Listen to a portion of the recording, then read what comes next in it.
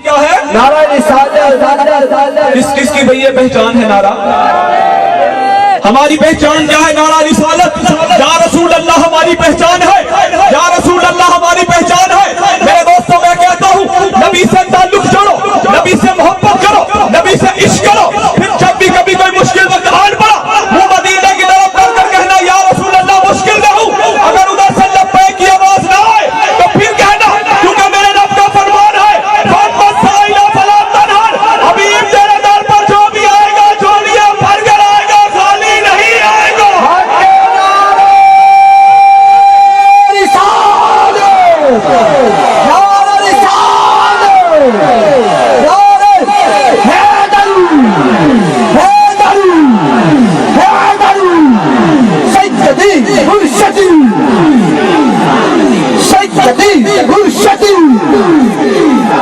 غلام ہے غلام ہے غلام یہ رسول میں غلام یہ رسول میں. سبحان اللہ. آدم علیہ السلام نے اللہ کی بارگاہ میں عرض کی اللہم اغفر لی اللہم اغفر لی بحق محمد و آل محمد. یا اللہ تو پیارے مصطفیٰ کے صدقے میں میری بخشش فرما. اللہم اغفر لی بحق محمد و آل. یا اللہ تو پیارے مصطفیٰ کے صدقے میں میری بخشش فرما اور آپ کی آل کے صدقے میں. یا اللہ تو پیارے مصطفیٰ کے صدقے میں میری بخشش فرما اور آپ کی آل کے صدقے میں. اللہ نے فرمایا آدم بخشش تو تیری ہو گئی. اللہ نے فرمایا آدم بخشش تو تیری ہو گئی مگر تو مجھے یہ بتا تجھے یہ طریقہ بتایا کس نے؟ تجھے یہ سلیقہ سکھایا کس نے؟ تجھے یہ طریقہ بتایا کس نے؟ تجھے یہ سلیقہ سکھایا کس نے؟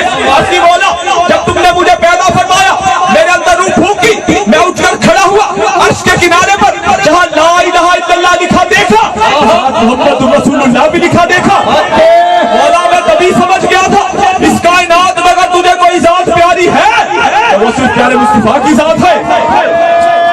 لوگ کہتے ہیں یہ کیسے ہو سکتا ہے کہ باپ بعد میں بیٹا پہلے آدم بعد میں حضور پہلے, یہ کیسے ہو سکتا ہے؟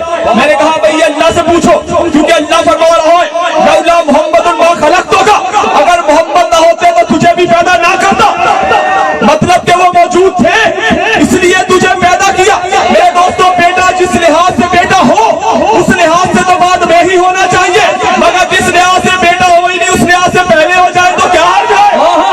میرے دوستوں حضور اپنے بشری وجود کے اعتبار سے آدم علیہ السلام کے بیٹے ہیں.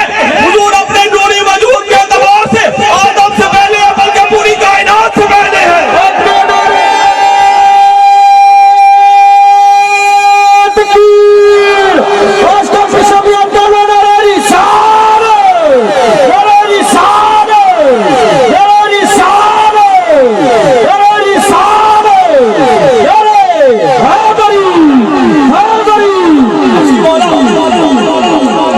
لا الہ الا اللہ محمد رسول اللہ کا نورانی نقش عرش کے کنارے پر لکھنے پر قادر ہے.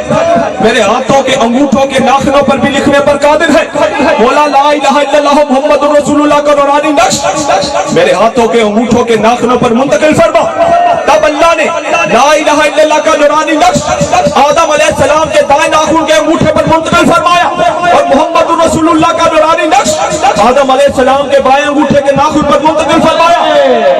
سب سے پہلے آدم علیہ السلام نے انگوٹھے چوم کر آنکھوں کے ساتھ لگائے. سبحان اللہ. کہتے ہیں انگوٹھے چومنا بدعت ہے, انگوٹھے چومنا شرک ہے کیونکہ انگوٹھے پلیت ہوتے ہیں.